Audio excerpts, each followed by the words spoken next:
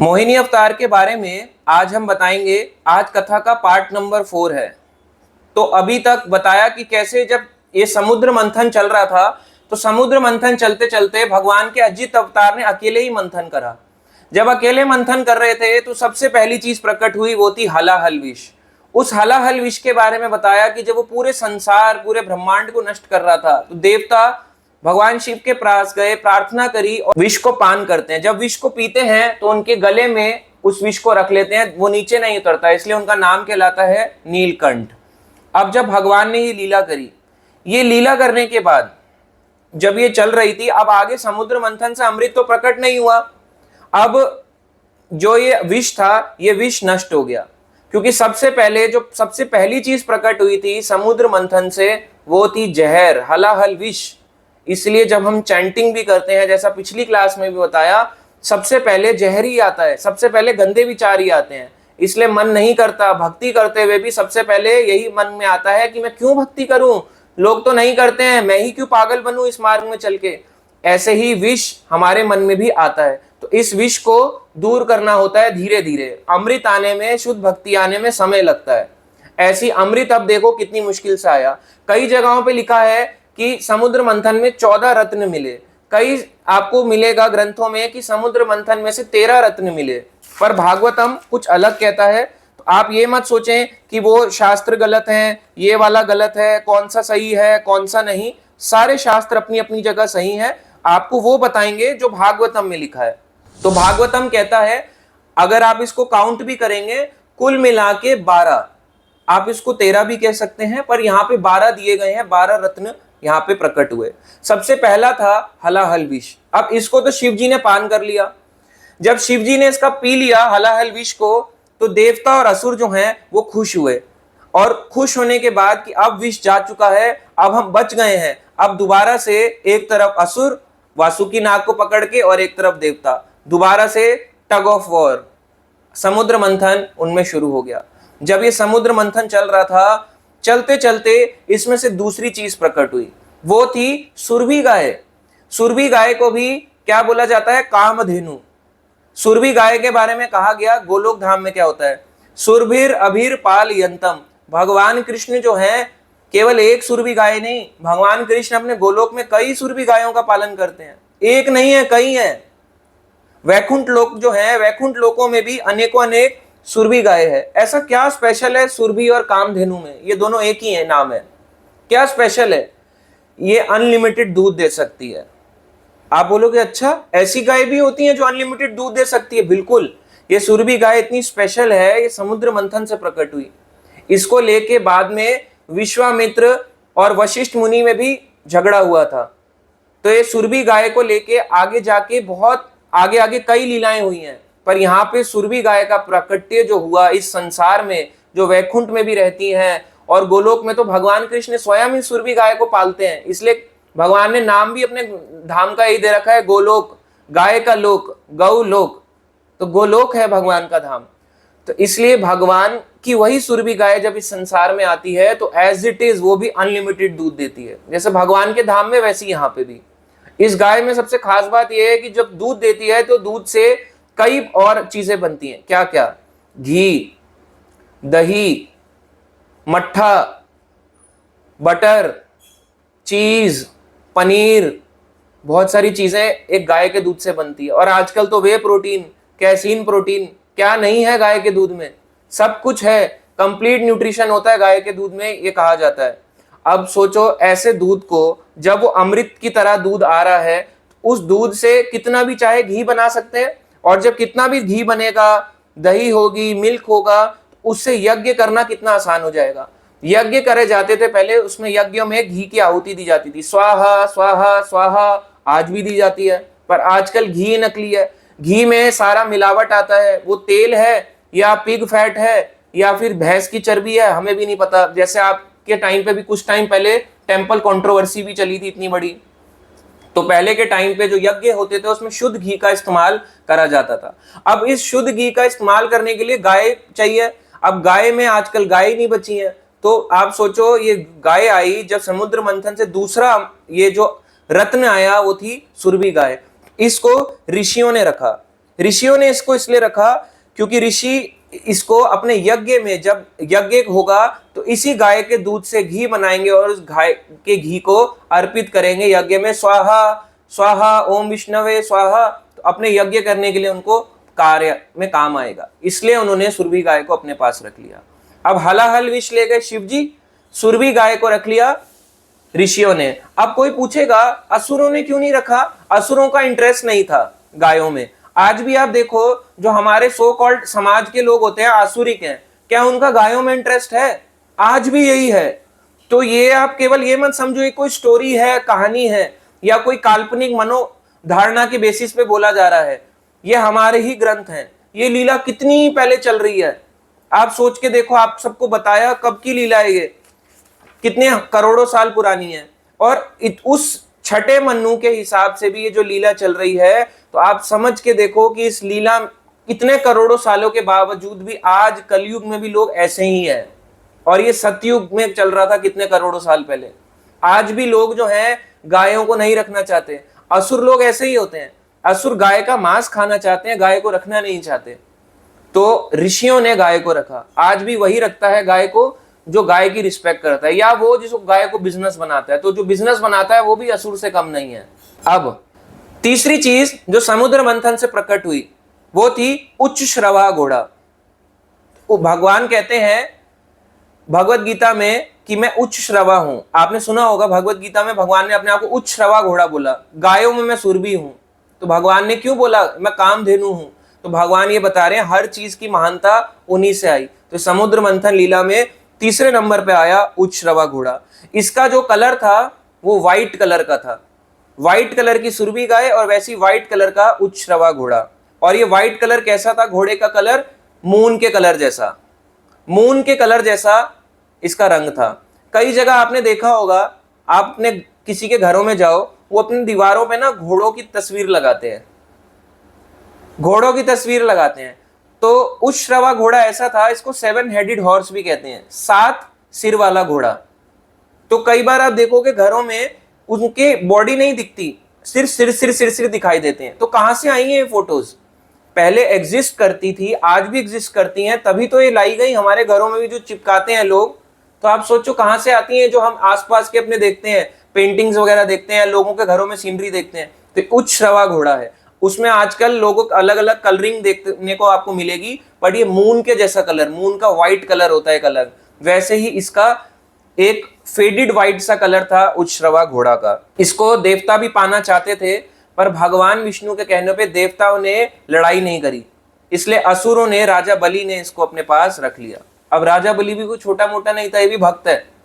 बेशक असुरों की तरफ से है, पर प्रहलाद के पोते हैं, तो ये भी भक्त है। उच्च श्रवा घोड़ा इनके पास चला गया। अब आई समुद्र मंथन से चौथी चीज, ध्यान से सुनो, वो था ऐरावत हाथी।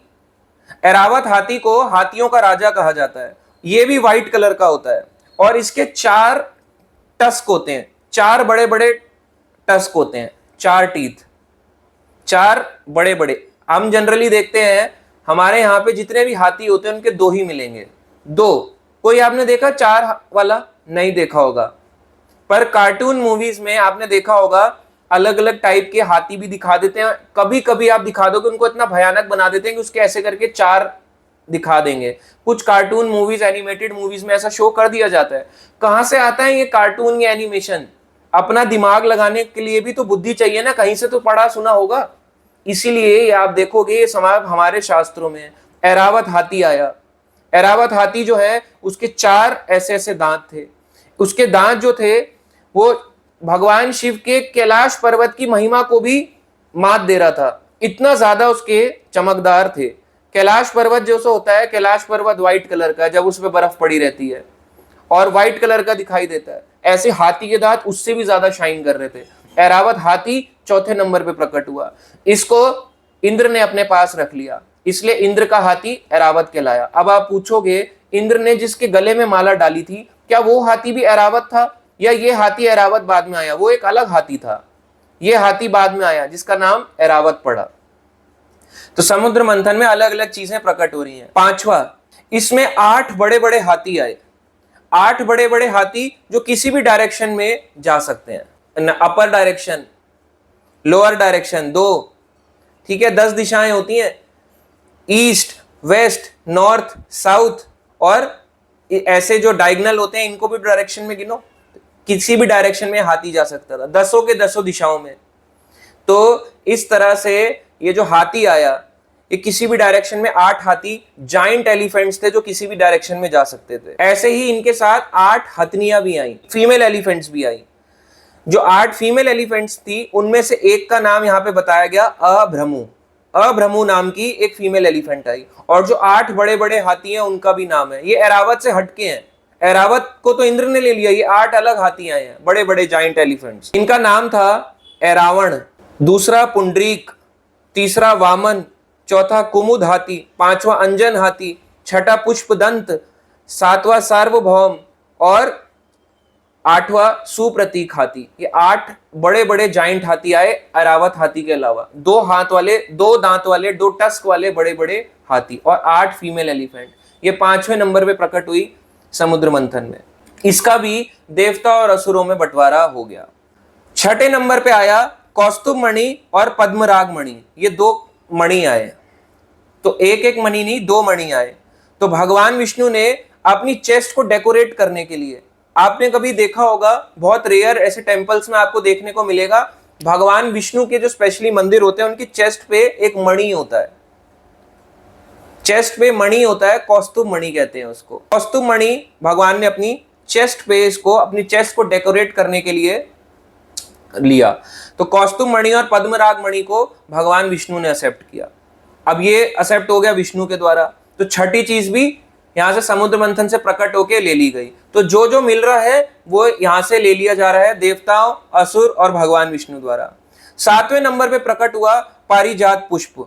पारिजात एक ऐसा पुष्प था जो स्वर्ग लोक से, आपने सुना होगा, भगवान कृष्ण भी अपने द्वारका में लेके आ गए थे पारिजात पुष्प, क्योंकि ऐसा पुष्प था जो बहुत शोभा बढ़ा देता था। कोई ट्रीज ऐसे होते हैं ना जो बहुत सुंदर लगते हैं, हमारे आसपास में भी हम सोचते हैं काश हमारे घर के पास ऐसा सुंदर सा पेड़ होता। तो ऐसा था जो स्वर्ग लोक की भी महिमा को बढ़ा दे, पारिजात पुष्प था। इसको कल्प वृक्ष भी कहा गया। कल्प वृक्ष पता है क्यों कहा गया?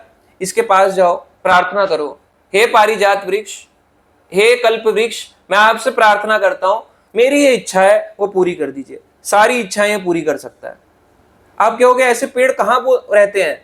आज भी बोला गया, अगर आज भी किसी को ऐसे वृक्ष देखने हो, पारिजात वृक्ष, स्पेशली किसी को वृक्ष ऐसे देखने हो जो कल्प वृक्ष, इच्छा पूरी करने वाले वृक्ष हो, तो उसको ब्रज में जाना चाहिए या उसको नवद्वीप जाना चाहिए। ब्रज में जाओ या नवद्वीप जाओ, भगवान के मायापुर धाम में, वहां जाओ, जितने भी पेड़ हैं वो सब कल्प वृक्ष हैं।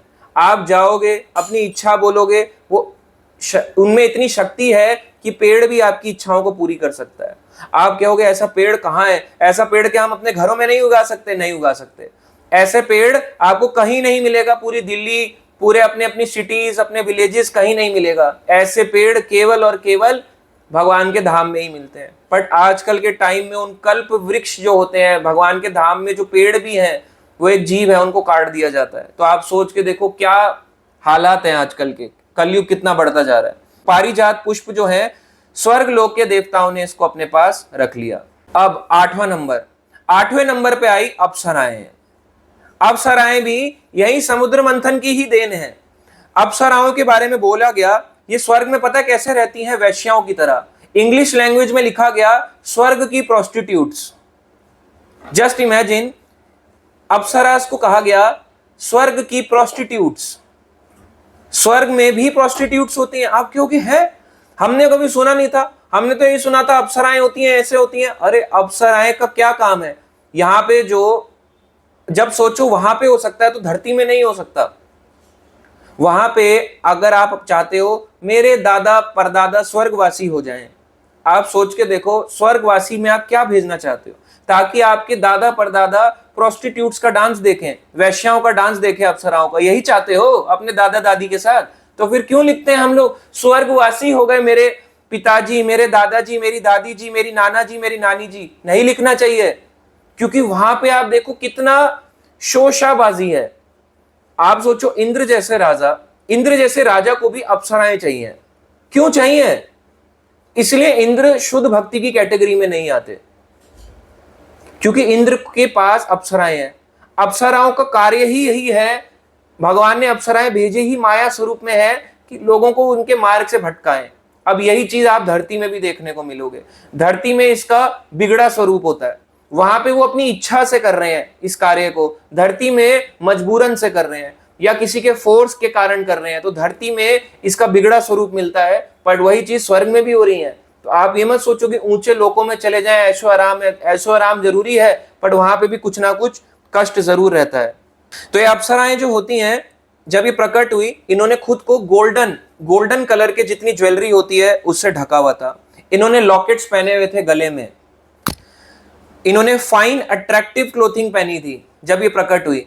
तो अप्सराओं की जो क्लोथिंग होती है वो ऐसे ही होती है। अब आप बोलोगे ऐसे ही कुछ कुछ हमें इस संसार में भी मिलता है प्रभु जी। जब हम इस संसार में भी, हमारे को मूवीज में या किसी चीज में ऐसा दिखाया जाए तो उनकी भी अट्रैक्टिव क्लोथिंग कर देंगे, उनको सोना पहना देंगे। क्या आपने नहीं देखा? अगर इसका आप प्रैक्टिकल एग्जांपल देखना चाहते हो, आप देखो जहां पे चीजें बहुत लीगली हो रही हैं, यूएस बहुत लीगल है, थाईलैंड कंप्लीट लीगल है, इसके अलावा मिडल ईस्ट कंट्रीज, बहुत मिडल ईस्ट कंट्रीज में आपने देखा होगा वहां पे भी डांस किया जाता है, सोना पहन के डांस करती हैं, बेली डांस और ये सब चीजें होता है। तो वही चीज अब वहां पे भी है। स्वर्ग लोक में ज्यादा अट्रैक्टिव और ज्यादा अट्रैक्शन है इन सब चीजों का, तो काम आसक्ति ज्यादा है स्वर्ग लोक में, ऊपर के लोकों में जाने से कम नहीं होती और बढ़ जाती है, इसलिए स्वर्ग लोक में दे दिया जाता है।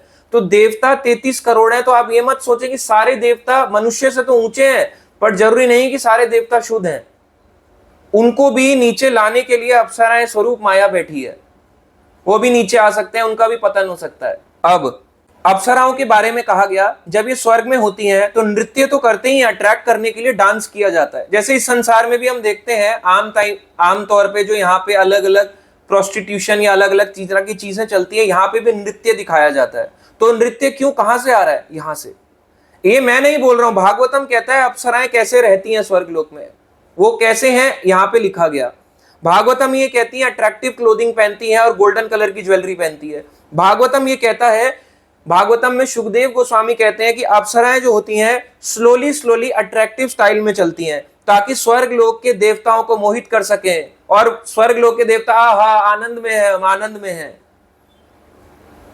तो ये चीजें आपको इस संसार में भी देखने को मिलेगी। स्लोली अट्रैक्टिवली चलना, अपोजिट जेंडर को अट्रैक्ट करना, ये यहाँ पे भी है, ये यहाँ पे भी है, बहुत ज्यादा हो रहा है, यहाँ पे भी धीरे धीरे करके बढ़ रहा है। वहां वो अपनी इच्छा के हिसाब से है, यहाँ मजबूरन या पैसों के कारण है, बट है। इसलिए ये सब भौतिक संसार है, माया का संसार है। पुरुष स्त्री से आ सकता है, स्त्री पुरुष से आ सकता है। हम कंप्लीटली डिटैच होने की जगह इन सब चीजों से अटैच हो जाते हैं और फिर हम इस संसार में फंस जाते हैं। तो एक पुरुष जो है, पुरुष के लिए स्त्री अप्सरा बन जाती है, स्त्री के लिए भी पुरुष उतना ही काम आसक्ति से अट्रैक्ट हो जाते हैं कि स्त्री भी उसके प्रति उतना ही आसक्त हो जाती हैं। इसलिए ये संसार ऐसे ही है, चलता है। तो अप्सराएं प्रकट हुई, अभी अप्सराएं चले गई स्वर्ग लोक। अब 9वें नंबर पे आई भगवान की अपनी शक्ति, भगवान की पत्नी भगवान लक्ष्मी का प्रकट्य हुआ। तो इसी समुद्र मंथन लीला से भगवान लक्ष्मी प्रकट हुई। इनको भाग्य की देवी रमा देवी भी कहा गया, क्योंकि रमा इसलिए क्योंकि ये भगवान विष्णु को हमेशा रमी रहती है भगवान विष्णु में, इसलिए रमा देवी। तो भगवान विष्णु को कंप्लीटली सरेंडर्ड रहती है। इनका जो अपीयरेंस था एकदम बिजली की तरह, बिजली होती है ना एकदम, बिजली एकदम बोलते हैं कि बिजली की तरह कोई लड़की की जैसे पर्सनालिटी हो, इलेक्ट्रिक टाइप, तो वैसे ही एकदम अट्रैक्टिव पर्सनालिटी थी माता लक्ष्मी की।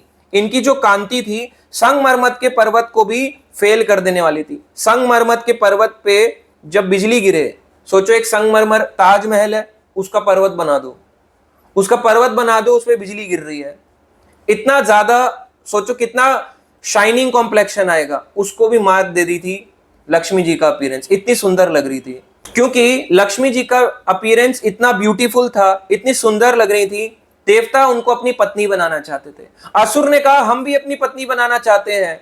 मनुष्य, धरती के मनुष्य ने भी लक्ष्मी को बोला हम अपनी पत्नी बनाना चाहते हैं। आप ये मत सोचो समुद्र मंथन लीला में मनुष्य क्या कर रहे थे, वो भी उन्होंने भी बोला हमें लक्ष्मी अपनी पत्नी रूप में चाहिए। सब के सब अट्रैक्ट हो चुके थे लक्ष्मी जी के ऐश्वर्य को देख के। आज के समय में भी ऐसा है। आज के समय में भी जो लोग हैं, हर कोई लक्ष्मी को अपने पास रखना चाहता है। रावण क्या था? रावण लक्ष्मी को अपने पास रखना चाहता है और भक्त लक्ष्मी को राम के पास लाने चाहते हैं। हनुमान जी जैसे भक्त चाहते हैं कि लक्ष्मी राम की सेवा में लगे, और रावण जैसे असुर चाहते हैं कि लक्ष्मी मेरी हो जाए। तो जो लोग पैसा या ये सोचते हैं कि मैं किसी भी रूप से भगवान के लिए क्यों करूं, क्यों सेवा करूं, क्या लगते हैं भगवान मेरे, ये आसुरिक विचार है। और केवल जो भगवान से हम धन धन धन की कामना करते हैं, तो भगवान क्या करते हैं, लक्ष्मी जी को बोलते हैं जाओ लक्ष्मी जी उल्लू पे बैठ के जाओ, क्योंकि भगवान विष्णु बैठते हैं गरुड़ पे और लक्ष्मी बैठती हैं अगर उनको अकेले आना हो तो उल्लू पे। और जब उल्लू आता है हमारे घर में, हम बहुत लक्ष्मी की प्रार्थनाएं करते हैं, धनतेरस में, अलग अलग त्योहारों में लक्ष्मी देवी आ जाती हैं। हे लक्ष्मी, हे माता, मेरे घर को धन से भर दे। भर तो देती है, धन थोड़ा थोड़ा दे देती है। हमको लगता है वाह क्या कृपा आ गई, सोने का सिक्का ले आए, कृपा ही कृपा आ गई, लक्ष्मी का लक्ष्मी यंत्र ले आए, महायंत्र ले आए, कृपा ही कृपा आ गई। बट वो कृपा ऐसी होती है बहुत ही टेम्पररी और शॉर्ट टर्म। वो पैसा आता है जब हम अकेले लक्ष्मी को पूछते हैं, बिना नारायण बिना विष्णु के। लक्ष्मी आएगी, कुछ समय के लिए वहां से चली भी जाएगी, क्योंकि उल्लू पे आती है। उल्लू व्यक्ति हमारे को भी उल्लू बना देता है। हमारा जो दिमाग है वो सही से काम नहीं करता और वो पैसा हमारा लग जाता है divorce cases, court cases, hospitals, कभी किसी फाइनेंशियल लॉस या कहीं और चोरी, ऐसी चीजों में वेस्ट चला जाता है। इसलिए हमने धन मांगा, बट क्योंकि हमने बुद्धि नहीं मांगी, गरुड़ बुद्धि देता है, उल्लू हमारी बुद्धि को घटा देता है। इसलिए लक्ष्मी जी आती हैं, उल्लू हमारे पे अटैक करके हमारी बुद्धि को घटा देता है, और जो पैसा भी आता है हम उसको मिसयूज करके उड़ा देते हैं। इसलिए बड़े बड़े बिजनेस भी फ्लॉप हो जाते हैं। क्यों? एक समय के बाद, क्योंकि वो भगवान के भक्त नहीं थे। आप बोलोगे भक्तों का भी लॉस हो जाता है, हम कैसे माने कि भगवान की कृपा है? भक्तों का लॉस भी होता है ना, तो भक्त जल्दी ओवरकम करके भक्ति मार्ग से अपने आप को बचा लेता है। मगर जब वही भौतिक व्यक्ति का जब लॉस होता है तो बचा नहीं पाता, वो सीधे सुसाइड करता है या जीते जी मर जाता है। जी भी रहा होता है पर इस संसार में जीते जी मर जाता है। तो ऐसा व्यक्ति के हाल हो जाते हैं जब व्यक्ति अकेले लक्ष्मी की पूजा करता है। यही हार्ड ट्रूथ है, हार्श ट्रूथ ऑफ लाइफ है कि व्यक्ति को लक्ष्मी लक्ष्मी चाहिए पर विष्णु नहीं चाहिए।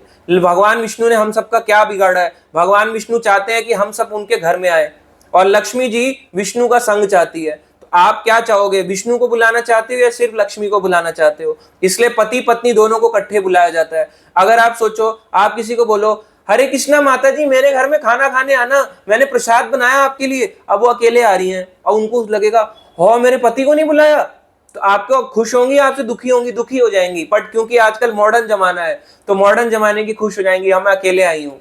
बट वही अगर कोई पतिव्रता होगी तो वो खुश होगी, मेरे को और मेरे पति को इकट्ठे बुलाया गया है। तो ये डिफरेंस आता है सोच का। इसलिए हमारे को अकेले लक्ष्मी की पूजा ना करके लक्ष्मी नारायण या लक्ष्मी विष्णु की पूजा करनी चाहिए। तो लक्ष्मी जी को सब पाना चाहते हैं, मनुष्य क्या, देवता क्या, असुर क्या। तो जो भी पाना चाहता है कि लक्ष्मी उनकी हो पाई, कभी भी नहीं हो सकती। क्यों? क्योंकि उन्होंने विष्णु को पाना नहीं चाहा। इसलिए देवता भी शुद्ध भक्त की, सारी देवता शुद्ध भक्त की कैटेगरी में नहीं आते। इंद्र भी देख रहे हैं, चंद्र भी देख रहे हैं, सूर्य भी, लक्ष्मी मेरी हो जाए, लक्ष्मी मेरी हो जाए। क्या किसी की हो पाई लक्ष्मी? नहीं हो पाई। तो इंद्र लक्ष्मी जी के लिए आसन लेके आते हैं ताकि लक्ष्मी जी का अभिषेक हो सके। उसके बाद लक्ष्मी का जब प्राकट्य हुआ है तो लक्ष्मी का प्राकट्य क्षीर सागर से हुआ। क्षीर सागर से प्रकट होने के लिए, इसलिए उनके समुद्र उसके देवता कहलाते हैं, उनके पिता कहलाते हैं। लक्ष्मी का आपने कई बार सुना होगा कि लक्ष्मी के पिता समुद्र देव हैं। वैसे ही यहाँ पे जो लक्ष्मी क्षीर सागर से प्रकट हुई तो उनके पिता क्षीर सागर हुए। क्षीर सागर स्वरूप उनके पिता कहलाएंगे लक्ष्मी देवी के। इंद्र आसन लेके आते हैं लक्ष्मी देवी के लिए, क्योंकि अब जो होगा लक्ष्मी देवी प्रकट हुई हैं। आप क्या होगे, मोहिनी अवतार था, आप लक्ष्मी के बारे में बता रहे हो। तो अभी लक्ष्मी आई है, आगे भी आएगा, अभी 9वें नंबर पे लक्ष्मी आई है, अभी आएगा मोहिनी अवतार भी आएगा। तो लक्ष्मी देवी के प्रकट होने पे सारी पवित्र नदियां आई। यमुना जो बहती है हमारे दिल्ली एनसीआर से होते हुए बहते हुए जाती है, यमुना ने एक अपना रूप ले लिया। यमुना हमारे जैसा रूप ले लिया। यमुना माता है। यमुना और यमुना कृष्ण का विवाह हुआ तो यमुना माता है। यमुना को आप केवल नदी ना माने, वो नदी के रूप में बह रही है इस संसार में, पर माता है, उनका एक स्वरूप है। तो यमुना माता ने एक स्वरूप लिया। गंगा माता बह भी रही है पर गंगा माता ने एक स्वरूप लिया। ये दोनों आई, प्योर वाटर अपना जल पात्र में लेके लक्ष्मी के अभिषेक के लिए लेके आई। भूमि देवी जिसपे अभी हम बैठे हैं, भूमि देवी ने एक साकार रूप लिया। आप कहोगे निराकार है क्या? भूमि देवी भी जो है ऐसे भी रह सकती है और हमारे जैसा रूप भी बना सकती है। भूमि देवी ने रूप बनाया, ये भी भगवान की पत्नी है। इन्होंने लक्ष्मी की स्थापना करने के लिए, डीटी इंस्टॉलेशन के लिए सारी औषधियां, ड्रग्स और जड़ी बूटियां, हर्ब्स को एकत्र किया। गाय जो है, गायों ने पंचगव्य दिया, मिल्क, दही, घी, गौमूत्र, गोबर, भगवान लक्ष्मी जी का अभिषेक करने के लिए। वसंत ऋतु आई, वसंत ऋतु ने भी एक स्वरूप ले लिया। वसंत ऋतु ने, जो कि चैत्र का महीने में आता है, चैत्र वैशाख, ये मार्च अप्रैल में आता है, जिसको स्प्रिंग सीजन कहते हैं, इसने भी अपना रूप लिया। जो भी चीजें वसंत ऋतु में उत्पन्न होती है वो सब वसंत ऋतु ने उत्पन्न करी लक्ष्मी के अभिषेक के लिए। आप ये देखो, इससे अब आपको एक चीज समझाता हूं। जब भगवान का अभिषेक किया जाता है, कई बार अभिषेक में जब हम कहीं गैदर होते हैं तो सब अपना कुछ ना कुछ लेके आते हैं। कोई दूध लाता है, कोई दही लाता है, कोई कुछ लाता है, कोई कुछ लाता है और उससे अभिषेक कराया जाता है। ऐसे ही अभिषेक लक्ष्मी जी का हो रहा है। तो ये अभिषेक का प्रोसेस कहां से आया? यहीं से तो आया। ये भगवान की लीलाओं से ही तो अभी हम जो अपने घरों में या कहीं मंदिरों में विग्रह स्थापना या कहीं पे विग्रह सेवा के लिए जाते हैं, उनपे हम ये सब चीजें चढ़ाते हैं अभिषेक के लिए, तो कहां से आया? ये सब यहीं से आया, भगवान के शास्त्रों से आया। हर कोई अपने अपने कंट्रीब्यूशन, अपने अपने अनुसार कुछ ना कुछ करता है। ऐसी लक्ष्मी जी के लिए सबने कुछ ना कुछ अपना कंट्रीब्यूशन दिया। ऋषि मुनि ने शास्त्र विधि से लक्ष्मी जी का अभिषेक किया। तो कोई, आप देखोगे जब हमारे यहाँ पे डीटी इंस्टॉलेशन या कहीं किसी के घर में भगवान का विग्रह रखा जाता है, कोई मंत्र बोलता है, कोई भगवान का अभिषेक करता है, कोई दूध लेके आता है, कोई कुछ फ्रूट लेके आता है, ऐसे करके अभिषेक करते हैं। हर कोई अलग अलग अपने अनुसार अलग अलग चीजें लेके आता है। ऐसे ही लक्ष्मी जी का यहाँ पे अभिषेक चल रहा है। जब ये अभिषेक स्टार्ट हुआ तो गंधर्वों ने वैदिक मंत्र गाने लगे, नर्तकियों के साथ सुंदर सुंदर नृत्य शुरू किया और प्रमाणिक गीत वेदों द्वारा गाए गए। अलग अलग इंस्ट्रूमेंट बजने लगे, मृदंग बजने लगा। तो मृदंग केवल यहीं पे नहीं, मृदंग समुद्र मंथन की लीला से है। अगर कोई आपको बोले आप लोग मृदंग बजाते हो, मृदंग क्या, ढोल बजाया करो, ढोल, मृदंग, हर प्रकार की चीजें भगवान की लीलाओं में यूज होती हैं।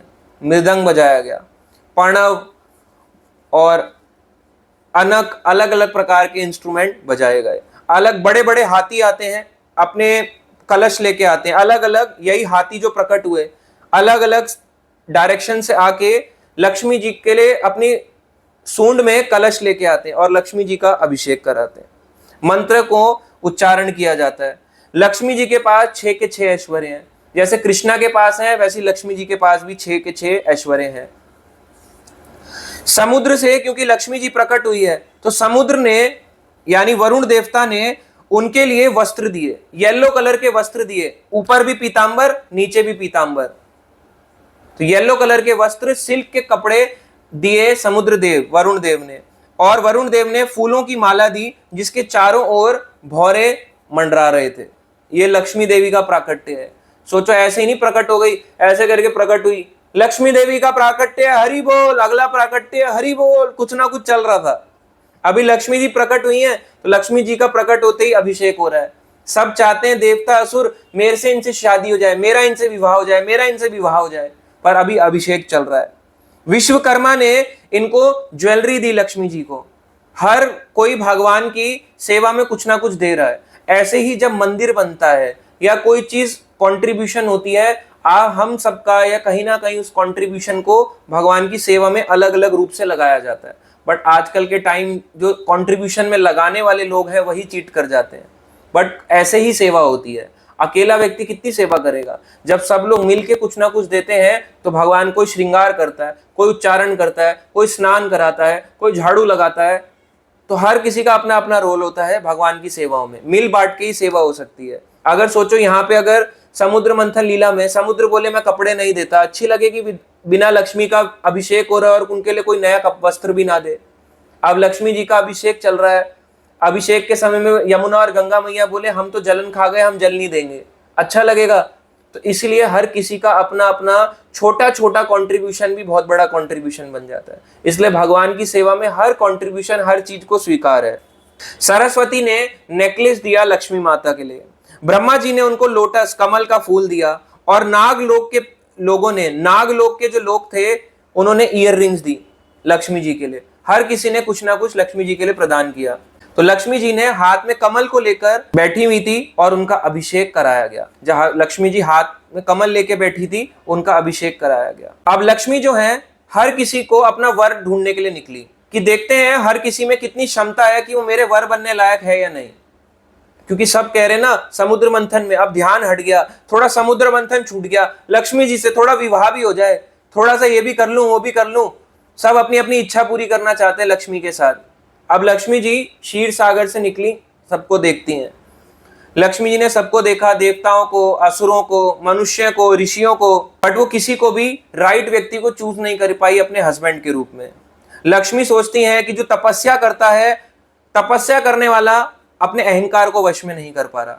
तपस्या कौन करते हैं? ऋषि मुनि, बट ऋषि मुनि अपने अहंकार को वश में नहीं कर पाते। लक्ष्मी जी देखती हैं जिनके पास बहुत ज्ञान है, बट वो अपनी भौतिक इच्छाओं को कंट्रोल नहीं कर पा रहा। ऋषियों के पास ज्ञान है पर भौतिक इच्छाएं हैं, देवताओं के पास ज्ञान है, नॉलेज है, पर भौतिक इच्छाएं हैं, मटेरियल डिजायर्स बहुत सारी हैं। लक्ष्मी जी देखती हैं जो बहुत महान है, पर वो लस्ट को कंट्रोल नहीं कर पा रहा। जैसे देवता अप्सराओं को ले जा रहे हैं, अप्सराओं को ले लिया तो अब लक्ष्मी से क्या करेंगे? जब आपने डांसर्स को ले लिया तो अब आप लक्ष्मी का क्या करोगे? तो देख रही हैं जो लस्ट को कवर नहीं कर पा रहा वो उनके कैसे योग्य हो सकता है। आगे लक्ष्मी ने देखा कि ऐसे ही जो बहुत बलशाली है पर वो पूर्ण पुरुषोत्तम भगवान नहीं है। असुर लोग इस समय बहुत बलशाली हैं पर उनकी भी मृत्यु निश्चित है। तो लक्ष्मी जी ने हर किसी को अपने वर रूप में ढूंढना चाहा, कोई भी राइट व्यक्ति लक्ष्मी जी को नहीं मिला।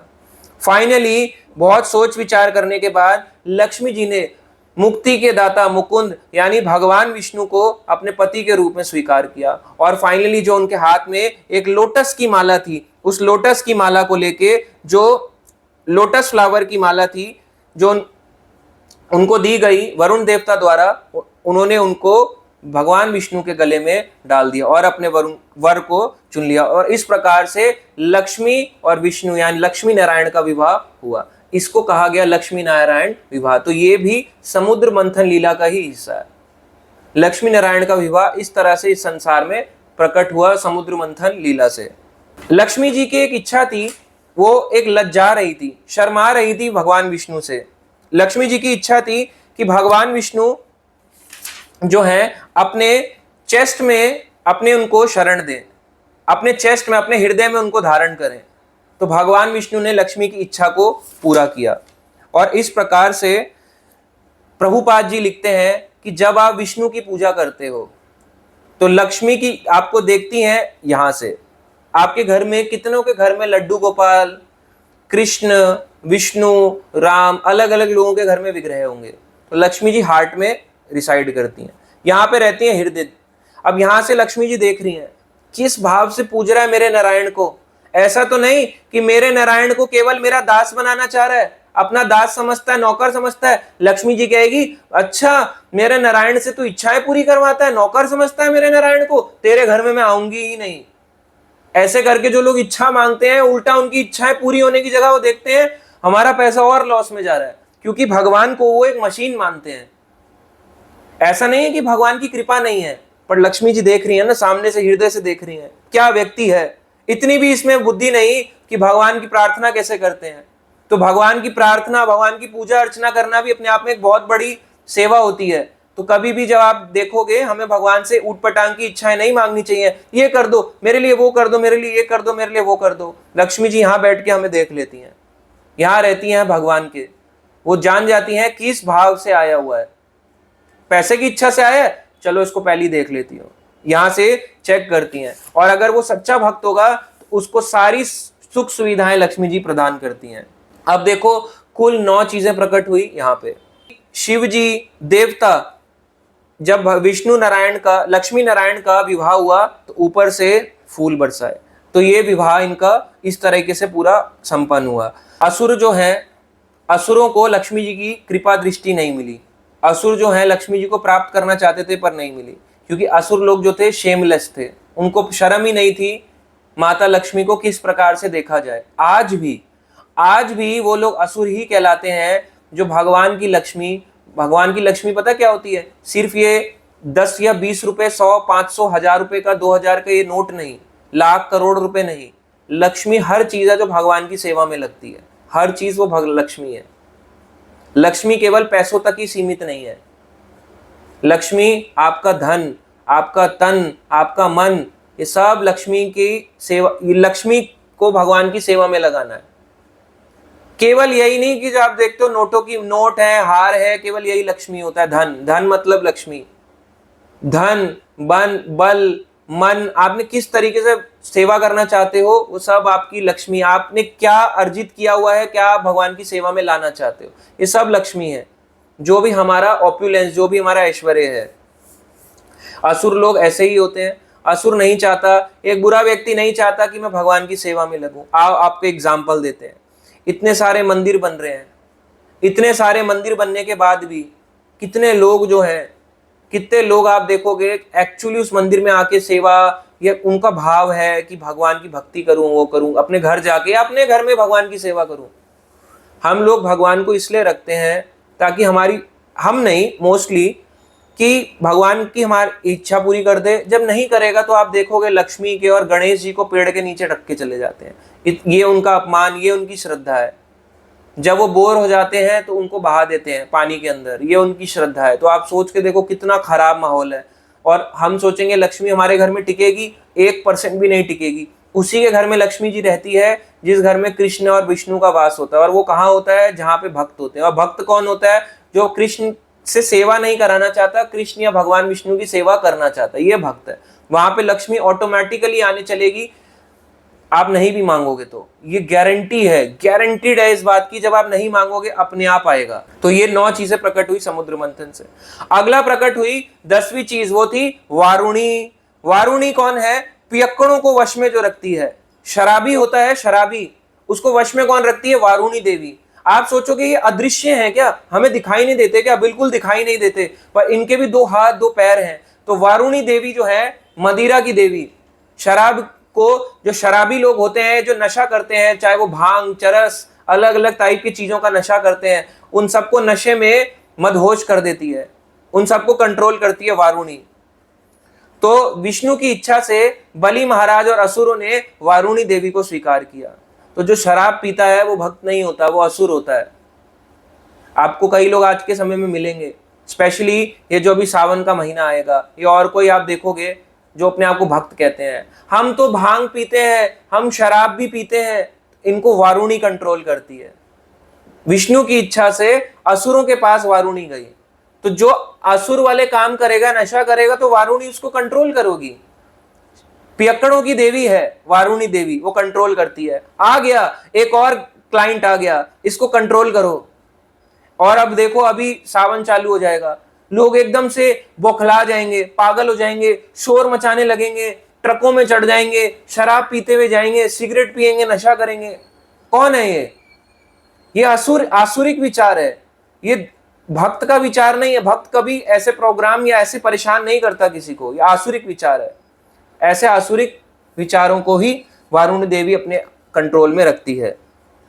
अब 11वें नंबर पे प्राकट्य हुआ किनका? भगवान धन्वंतरी का।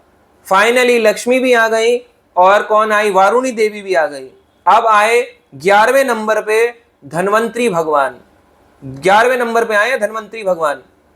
ध्यान रखो, धन्वंतरी भगवान जब आए तो साथ में कलश भी लेके आए। तो 12वें नंबर पे कलश प्रकट हुआ। धन्वंतरी भगवान भी आए और कलश भी आया। कई बार इसको एक ही जगह में लिख देते हैं, धन्वंतरी कलश लेके आए तो एक ही 11वें नंबर पे आए। बट अगर आप कलश को बाद में देखोगे तो 12वें नंबर पे कलश आया। एक में देखोगे तो एक में गिनना भी ठीक है, आप इसको काउंट कर सकते हो, भागवतम के अकॉर्डिंग बता रहा हूं। इसलिए मैंने पहले ही बोला, कई जगहों पे लिखा होगा 13 रत्न आए, कई जगहों पे 14 रत्न। भागवतम यहाँ पे 12 बता रहा है, बट अगर आप कलश वाले पॉइंट को अलग कर दोगे तो 13 रत्न हो जाएंगे। तो धन्वंतरी भगवान आए। कैसे लगते थे? इनकी जो नेक थी, ऊंची गर्दन थी और यहाँ पे 3 लाइंस थी, ये इनकी पहचान है। लाल रंग की इनकी कमल जैसी आंखें थी। श्याम रंग का इनका रंग था। यंग थे, इनके लंबी भुजाएं थी जो घुटने तक आती थी। इनका स्ट्रॉन्ग शरीर था, शेर के जैसा स्ट्रॉन्ग शरीर। येलो रंग के पीतांबर इन्होंने धारण करा हुआ था, मोतियों के बने कुंडल पहने थे। हर बार आप सुनते होंगे मकर आकृति वाले कुंडल, मकर आकृति यानी मछली के आकार वाले कुंडल, बट यहां पे इन्होंने मोतियों वाले कुंडल पहने हैं। इसलिए भगवान की अलग अलग लीलाओं में भगवान की कुछ ना कुछ चीजें अलग हो जाती हैं। तो धन्वंतरी भगवान ने मोतियों के कुंडल पहने हुए थे। उनके जो बालों की टिप्स थी, बालों अंदर जड़े नहीं, ध्यान से सुनो, बाल के सिरे, ये बालों की टिप्स, बालों की जड़ नहीं, बालों की टिप्स पे ऐसे करके ऑयल था, एक ऑयल था हल्का हल्का ऐसे करके, उनके ऑयल सा था, शाइन कर रहे थे भगवान के बाल। ब्रॉड उनकी चेस्ट थी, उनकी जो वक्षस्थल था चौड़ा वक्षस्थल था। बाजू बंद पहने हुए थे, बैंगल्स, जिसको बैंगल्स कहते हैं। भगवान वैसे बैंगल नहीं पहनते, एक बाजू बंद जो आते हैं उस तरीके के, जैसे हम घरों में अपने घरों में भगवान को पहनाते हैं, बाजू बंद। और अमृत कलश को हाथ में लेके प्रकट हुए थे। इनके बारे में एक श्लोक भी कहा गया भागवतम में, सहे वै भगवता साक्षात विष्णु अंश अंश संभवा धन्वंतरी इति ख्याता आयुर्वेद दृक इज्ज भाका। ये और कोई नहीं, भगवान विष्णु के अंश के भी अंश अवतार थे धन्वंतरी, मतलब भगवान विष्णु के अंश के भी अंश अवतार। आप इसका एक चीज समझो, क्या होता है अंश का अंश, मैं आपको बताता हूं। भगवान ऐसे हैं, अगर भगवान की आप उंगली काट दो ना तब भी भगवान की उंगली कटेगी नहीं, ये भगवान का एक अंश बन जाएगा। भगवान का कोई भी अंग अपने आप में कंप्लीट है। उंगली सारे काम कर सकती है, मुंह पूरे काम कर सकता है, आंखों से खा भी सकते हैं, आंखों से पी भी सकते हैं, आंखों से सो भी सकते हैं, मुंह से बोल भी सकते हैं, मुंह से खा भी सकते हैं, मुंह से सांस भी ले सकते हैं, मुंह से कुछ भी कर सकते हैं। भगवान किसी भी अंग से कुछ भी कर सकते हैं, हाथ से खा सकते हैं, हाथ से बोल सकते हैं, अपने चरण कमल से बोल सकते हैं, किसी भी अंग से कुछ भी कर सकते हैं, चरणों से खा सकते हैं, ऐसा भगवान का शरीर है। तो भगवान के शरीर का अंश, अगर कोई अंश निकाल दो, अपना हाथ लो, मान लो अपना हाथ आपने काटा, ये हाथ आपका अंश हो गया, एक उंगली आपने काटी आपका अंश हो गया, उस उंगली के 2 टुकड़े कर दो, अंश का भी अंश, अंश का भी अंश अवतार कहलाए भगवान धन्वंतरी। क्या काम के लिए आए थे? औषधि विज्ञान, मेडिसन, आयुर्वेद में ज्ञान को देने के लिए आए थे। और ये एक देवता के रूप में यज्ञों के भाग को पीने के अधिकारी थे। अमृत कलश को लेके आए और इनको भी, ताकि अमृत का मिल सके, देवताओं के रक्षा के लिए, देवताओं के हित के लिए आए थे, ताकि देवता भी पिए और इस अमृत का जो अमृत का जो वो है भाग, वो भगवान धन्वंतरी को भी मिले। तो 11वें नंबर पे धन्वंतरी आए, 12वें नंबर पे अमृत कलश आया, क्योंकि धन्वंतरी ऊपर आए फिर कलश आया। ऐसे कभी आपने देखा है कलश पहले ऊपर आ गया, ऐसे रख के नहीं लेके आए कि पहले कलश आ गया फिर ऊपर धन्वंतरी आ गए। भगवान ने ऐसे करके कलश पकड़ा था, तो पहले धन्वंतरी भगवान ऊपर आए ऐसे करके समुद्र मंथन लीला से, फिर ऐसे करके धीरे धीरे कलश बाहर आया। तो 12वें नंबर पे कलश बाहर आया। अगर देखो तो एक साथ भी गिन सकते हो, अलग अलग भी गिन सकते हो। तो कलश बाद में आया, सबसे पहले समुद्र मंथन लीला से क्या आया? विष। 12वें नंबर या 11वें नंबर पे जाके आया अमृत। तो भक्ति करते करते बहुत सी ऊंच नीच चीजें आएंगी। उसके बाद आप देखो इसी समुद्र मंथन लीला से सुरभि गाय आई, उच्छ्रवा घोड़ा आया, उच्छ्रवा घोड़ा के बाद ऐरावत हाथी आया चौथे नंबर पे। 5वें नंबर पे 8 बड़े हाथी और मेल हाथी और 8 फीमेल हथनियां आई। 6ठे नंबर पे कौस्तुभ मणि और पद्मराग मणि आया। 7वें नंबर पे पारिजात पुष्प आया, पारिजात का फूल या पेड़।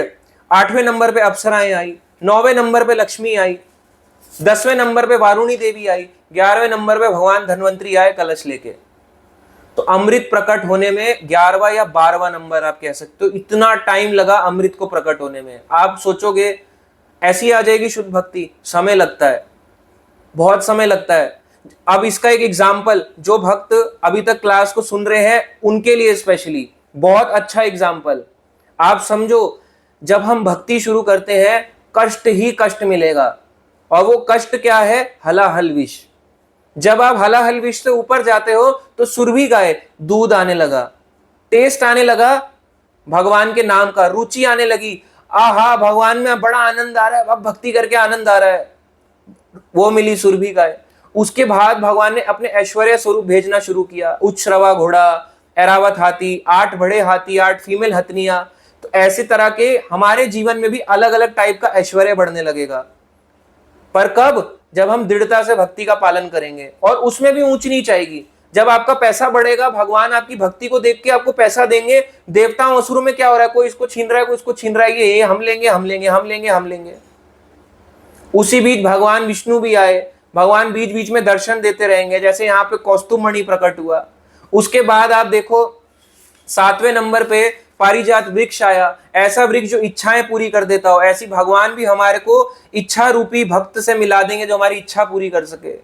फिर हमारे को अप्सराएं, भगवान भक्ति करते करते हमारे जीवन में माया भेज देंगे। माया हमारे को पकड़ लेगी, आजा मेरे कंट्रोल में आजा, और आपको भक्ति मार्ग से ऊंचे लेवल पे से भी लात मार देगी। बड़े बड़े भक्तों को भी पतन हो जाता है, माया ऐसे लात मार देती है। तो ये समुद्र मंथन लीला हमारे को हमारे एक्चुअल जिंदगी की रियलिटी बताती है। 9वें नंबर पे लक्ष्मी आई, फिर जाके एक्चुअली धन आया। अभी तक जो लक्ष्मी आ रही थी वो सब तो टेम्पररी था, ऐरावत हाथी, उच्छ्रवा घोड़ा। अब जाके लक्ष्मी आई। वो लक्ष्मी तब आपके यूज में आएगी जब आप उसको भगवान की सेवा में लगाओगे। नहीं तो असुर क्या करते हैं, असुर पाना चाहते हैं, असुर को नहीं मिलती लक्ष्मी। उसके बाद 10वें नंबर पे फिर भगवान आपका टेस्ट लेंगे। वारुणी, पैसा दे दिया ना भगवान ने, ऑपुलेंस दे दिया। अब भगवान आपको क्या करेंगे, वारुणी, क्या शराब पी ले, महंगी बोतल, 4 बोतल वोडका, काम मेरा रोज का, पी ले थोड़े से, क्या फर्क पड़ता है, पैसा बहुत है तेरे पास, एक निकाल ले, थोड़ा सा नशा कर ले। तो पैसा निकाल के व्यक्ति शराब पीना चाहेगा, कुछ खराब खाना चाहेगा, मांस खाना चाहेगा। भगवान ऐसे टेस्ट लेते हैं। फिर 11वें नंबर पे आए भगवान धन्वंतरी। अब जब हमारे एक्चुअली भगवान ने हमें अब जाके दर्शन दिए। और 12वें नंबर पे शुद्ध भक्ति, भगवान से प्रेम स्थापित हुआ, और वो थे अमृत कलश। इसलिए जल्दी भक्ति नहीं मिलती, ये लाइफ की रियलिटी है। इसलिए जब हम भक्ति करते हैं, चैंटिंग करते हैं, सब करते हैं, आसानी से भगवान नहीं मिलते। काफी टेस्ट होते हैं। टेस्ट करते करते बहुत से लोग पास, बहुत फेल हो जाते हैं, क्योंकि अमृत तक पहुंचने में बहुत टाइम लगता है। और वो अमृत है शुद्ध भक्ति। भगवान का धाम कोई ऐसे नहीं जा सकता जब तक हम उस लेवल पे नहीं होंगे। वो तभी पहुंच पाएंगे जब हमने उस लेवल को अचीव कर लिया है, अदरवाइज नहीं। टाइम लगता है हर चीज में, हर चीज का लेवल होता है। समुद्र मंथन लीला हमें यही सिखाती है, अलग अलग हमारे लेवल से गुजरना होता है हमारे को लाइफ के, शुद्ध भक्ति पाने के लिए। तो ये है स्पेशली अमृत कलश को प्राप्त करने के लिए इतना सब कुछ इनको सहना पड़ा। तो जब अमृत कलश लेके भगवान धन्वंतरी आए, क्या भगवान जानते नहीं थे कि इनको असुर लेके चले जाएंगे? भगवान ने लीला रची। भगवान शक्तिशाली थे, चाहते तो उनसे कोई हाथ से छीन भी नहीं सकता। असुर आए, असुरों ने देखा अमृत प्रकट हो गया, अमृत प्रकट हो गया। असुरों को भगवान से लेना देना नहीं होता, असुरों को अमृत चाहिए। ये आसुरिक प्रवृत्ति है। अगर आप सीधा जंप मारना चाहते हो ना, शुद्ध भक्ति, ये आसुरिक प्रवृत्ति है। आपको बताते हैं ऐसे कौन सी प्रवृत्ति होती है। इसको कहा गया सहजिया, गलत संप्रदायों में जुड़ जाना। पता ही नहीं है कहां जुड़ना है, हम तो जुड़ गए, हम तो भक्ति कर रहे हैं। अरे आप क्या भक्ति कर रहे हो? ये आसुरिक प्रवृत्ति है। अपने आप को भगवान मान लेना, भगवान को आसान समझ लेना। क्या है यहाँ पे, असुरों की क्या चाहते हैं? असुरों को शुद्ध केवल अमृत चाहिए, भगवान से लेना देना नहीं है। ऐसी यहाँ पे जो लोग हैं इस संसार के, उनको सीधा गोपी बनना है। गोपी बन गई हूं मैं, अब मुझे पढ़ने लिखने की जरूरत नहीं है। ये सिर्फ आप जैसे पागल होते हैं जिनको क्लास लेनी होती है, रोज रात को आ जाते हैं, उठ के दिमाग अपना भी खराब करते हैं, हमारा भी खराब करते हैं। हम केवल प्योर डिवोटी हो चुके हैं। क्यों? क्योंकि हम गोपीज हैं। वृंदावन की, गोवर्धन की, अलग अलग जगहों की गोपियां हैं। अरे ऐसे गोपी नहीं बनते, ऐसे बनते हैं गोपी, ऐसे बनते हैं जैसे हम बन रहे हैं। इनका कहना है केवल भगवान को आसान रूप से पालो, नहीं पा सकते। भगवान को पाने के लिए बहुत बहुत मेहनत करनी पड़ेगी। ये आसुरिक विचार है। भगवान को बोल दे मैं भगवान की गोपी हूं। कैसे गोपी हो भाई तुम, जो पढ़ना लिखना नहीं चाहती? किस टाइप की गोपी है? भगवान भी आपको स्वीकार नहीं करना चाहते ऐसी गोपियों को। जो डायरेक्ट अमृत प्राप्त करना चाहता है, भगवान नहीं चाहता, वो गलत है। बहुत से लोग आज के जमाने में ऐसे ही हैं। एक और एग्जाम्पल देते हैं, भौतिक एग्जाम्पल। बहुत से लोग अपनी इच्छा पूर्ति करना चाहते हैं, अमृत चाहिए, स्वाद चाहिए, मगर भगवान नहीं चाहिए, धन्वंतरी से कुछ नहीं चाहिए। जबकि वो क्या कर सकते हैं, उनके पास आयुर्वेदिक वो विज्ञान है जो हमारे को हमारी बीमारियों से बाहर ला सकता है। और इस संसार की बीमारी क्या है कि हम ये शरीर नहीं, हम भगवान के जीव आत्मा, भगवान के दास हैं, हमारे को इस संसार से निकलना है। बट भाई हम भगवान पे ध्यान ही नहीं देना चाहते, ये आसुरिक विचार है। इसलिए भगवान जो है हम लोग उनको भूल ही जाते हैं, सीधा हम अपनी भौतिक इच्छाओं को डाल देते हैं। तो ये समुद्र मंथन लीला बताती है कि जैसे कैसे भगवान धन्वंतरी अमृत कलश को लेके आए, असुर लोगों को भगवान धन्वंतरी से लेना देना नहीं, उस कलश से लेना देना है। ऐसी भौतिक लोगों को भगवान से लेना देना नहीं, मशीन मान रखा है ताकि इच्छा पूरी होती रहे, मशीन मान रखा है। इसलिए आप देखते हो बड़े बड़े मंदिर, यहाँ पे चोरी हो जाती है, वहां पे चोरी हो जाती है, राम मंदिर, इस्कॉन मंदिर, इन मंदिर उस मंदिर में चोरी हो जाती है। यहीं क्यों चोरियां हो रही हैं? क्योंकि उन लोगों को भी सिर्फ अमृत चाहिए, धन्वंतरी या भगवान विष्णु, भगवान कृष्ण, राम अपने जीवन में नहीं चाहिए, इसलिए ये चोरी का कारण है। तो जब उनके हाथ से असुर लेके चले गए, देवता लोग बहुत दुखी हुए, ये देख के बहुत दुखी हुए। अब जब देवता लोग ये दुखी हो रहे थे तो भगवान विष्णु ने उनको वचन दिया देवताओं को कि मैं कलश लूंगा और मैं अपनी शक्ति से उस कलश को छीन लूंगा। कई जगहों पे आता है गरुड़ जी इस कलश को लेके गए थे। जब गरुड़ जी लेके गए कलश को तो असुर भागे, असुर पीछे पीछे पीछे पीछे भागे, पीछे पीछे भागे तो गरुड़ जी कई अलग अलग स्थानों में उड़ते हुए गए और इसी कलश की 4 बूंद, मतलब ये जो है इसका 4 जगह पे इसका वो गिरा, इसका जल गिरा अमृत का। कहां कहां? हरिद्वार, प्रयागराज, नासिक, उज्जैन। इसलिए इन 4 जगहों पे कुंभ मेला की शुरुआत हुई। ऐसे शुरुआत हुआ कुंभ मेला। और स्पेशली जो सबसे ज्यादा फेमस है वो है प्रयागराज का कुंभ मेला, जहां पे ज्यादातर लोग जाना चाहते हैं। अभी भी लोग पागल, 144 साल बाद आया है, उसमें नहा जाएंगे तो बस अमृत ही अमृत, अमृत ही अमृत। कितने लोग नहा के आए? बताओ आपके जीवन में क्या चेंज आया? मैं पर्सनली नहीं गया, मुझे नहीं नहाना था, आप लोगों को नहाना था। बताइए कितने लोग गए? कई मर गए, कई दब गए, कई भीड़ में ऐसे कुचल गए, इधर उधर लोगों ने कचरा फेंक दिया, गंदगी फैला दी। क्या मिला उनको उससे? केवल धाम का अपराध। गए थे किसी और विचार से और आए अपराध करके।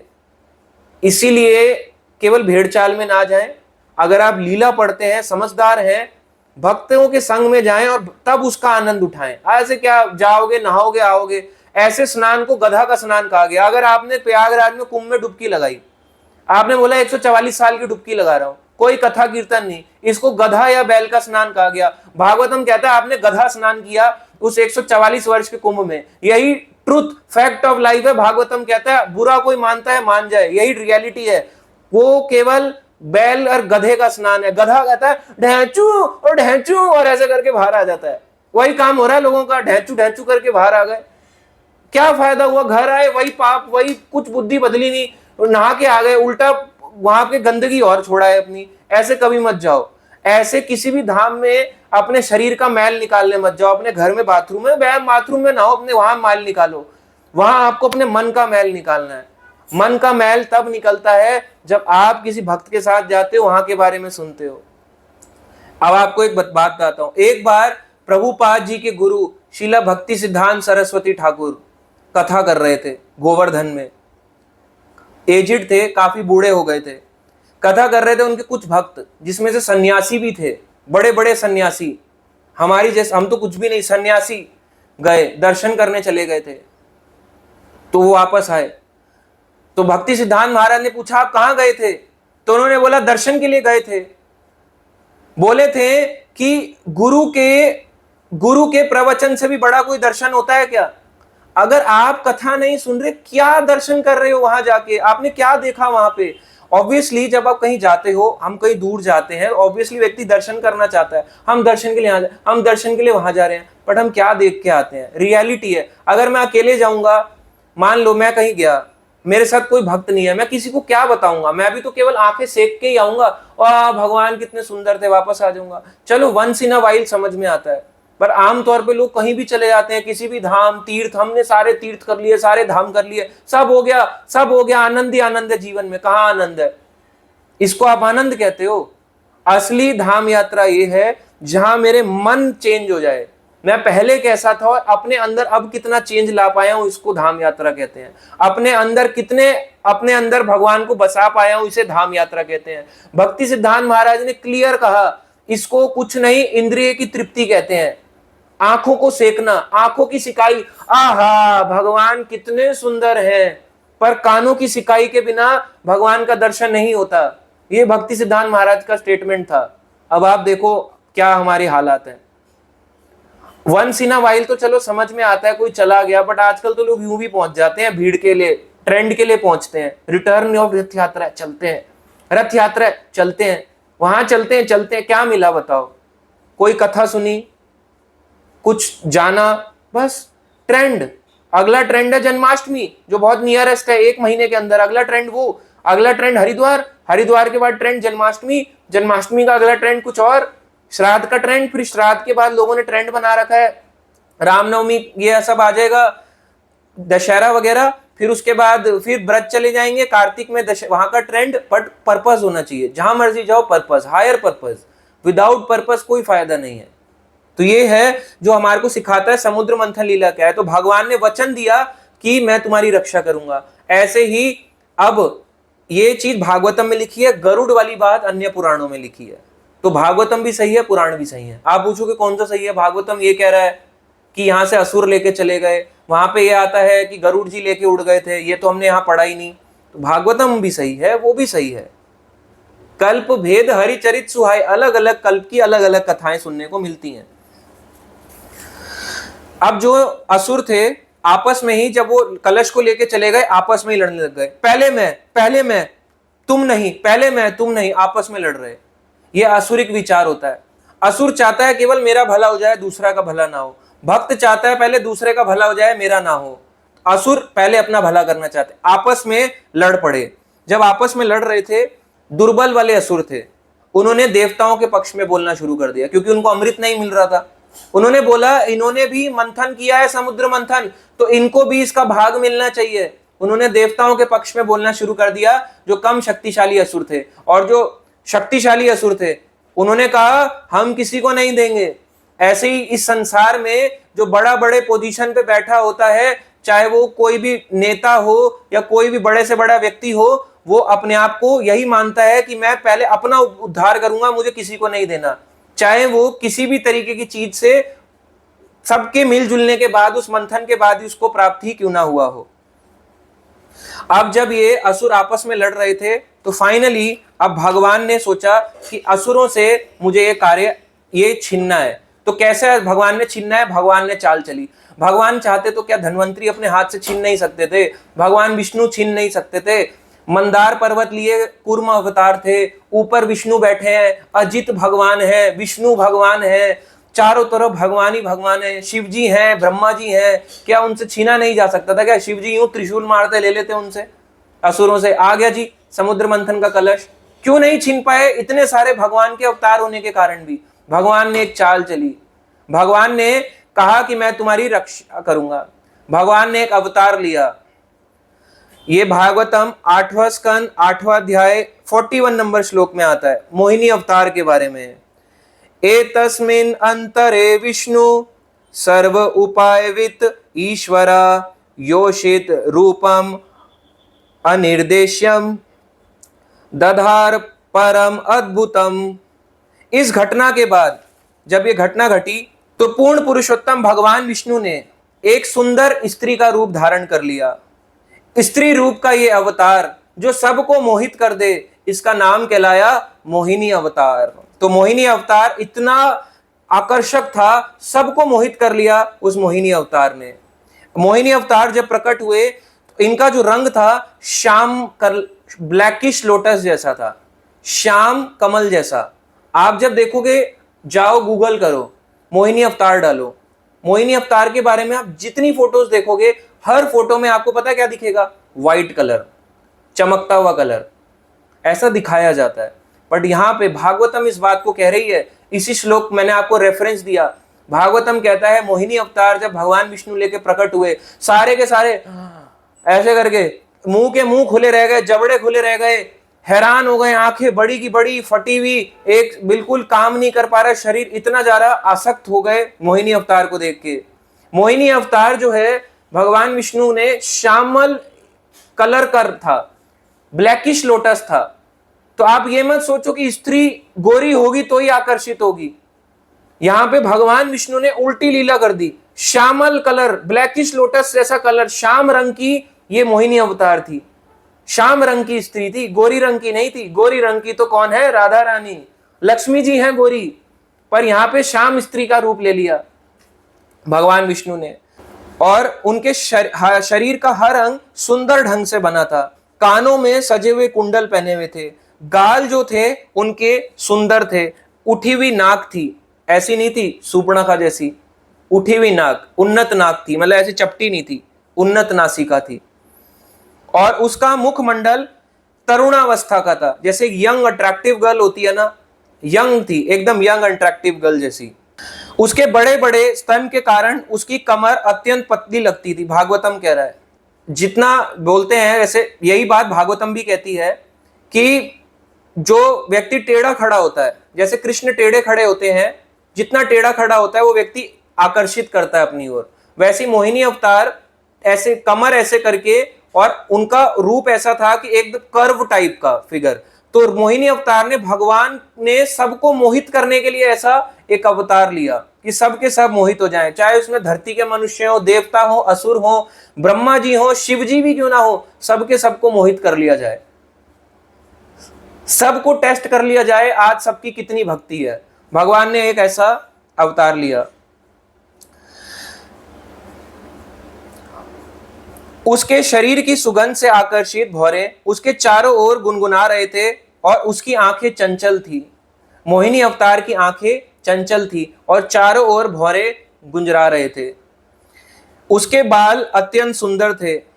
मलिका के फूलों की माला पड़ी थी, मलिका के फूल की माला पड़ी थी। आकर्षक गर्दन पे हार था, आभूषण पहने हुए थे, बाहों में बाजूबंद पहने हुए थे। उसका शरीर साड़ी से ढका हुआ था। उनके पांवों में पायल पहनी हुई थी।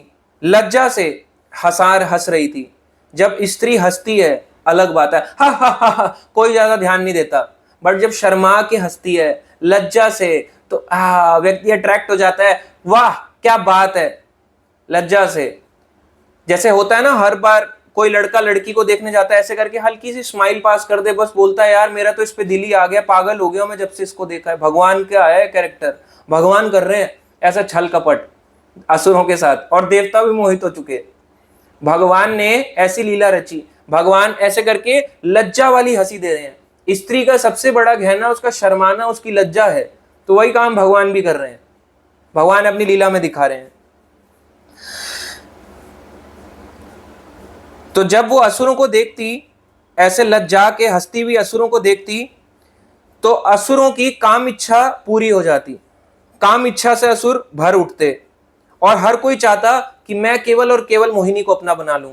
अब सब जो हैं अमृत कलश भूलने लगे, सबके दिमाग में चला गया, सबको क्या चाहिए?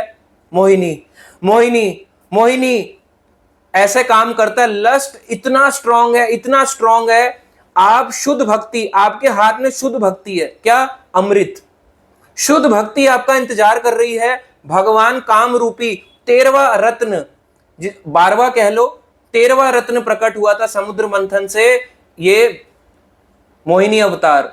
तो भगवान ने इस लीला में कई अवतार लिए। 11वें नंबर पे धन्वंतरी और अमृत कलश लेके आए, शुद्ध भक्ति आ गई। 11वें नंबर पे धन्वंतरी अमृत कलश के साथ प्रकट हुए, भगवान हमारे जीवन में शुद्ध भक्ति लेके आए। या 12वें नंबर पे आप अमृत कलश कह लो। 13वें नंबर पे आई मोहिनी। जब मोहिनी आई, मोहिनी से मोहित होते जा रहे हैं। अमृत भक्ति हाथ में है, शुद्ध भक्ति हाथ में है, इंतजार कर रही है, बस पीने का दिक्कत है, पीने की देरी है, पी गए तो आहा आनंद ही आनंद। भक्ति हमारा इंतजार कर रही है, शुद्ध भक्ति। एक लस्ट पूरी लाइफ खत्म कर सकता है, यहां से यहां ले आएगा। इसलिए बड़े बड़े भक्त, सन्यासी, बड़े बड़े लोगों का भी बड़ी बड़ी आश्रमों से, बड़ी बड़ी ऊंचे लेवलों से भी पतन हो जाता है। ये ट्रूथ है, किसी का भी हो सकता है। आप ये नहीं कह सकते मैं आपसे ऊपर हूं तो मेरा पतन नहीं हो सकता, बिल्कुल हो सकता है, मेरा भी हो सकता है, हमारा में से किसी का भी हो सकता है। तो हम सबको माया किसी भी ओर से कभी भी किसी भी रूप में घेर सकती है। इसीलिए आप ये इसका बात का एग्जाम्पल है कि जब मोहिनी अवतार प्रकट हुआ, किसी का ध्यान अमृत पे नहीं, केवल और केवल मोहित कर देने वाली भगवान मोहिनी पे था। इस प्रकार से भगवान ने सबका मन मोह लिया। तो ये थी मोहिनी अवतार की प्राकट्य की लीला, कैसे मोहिनी अवतार इस संसार में प्रकट हुए। हरे कृष्णा।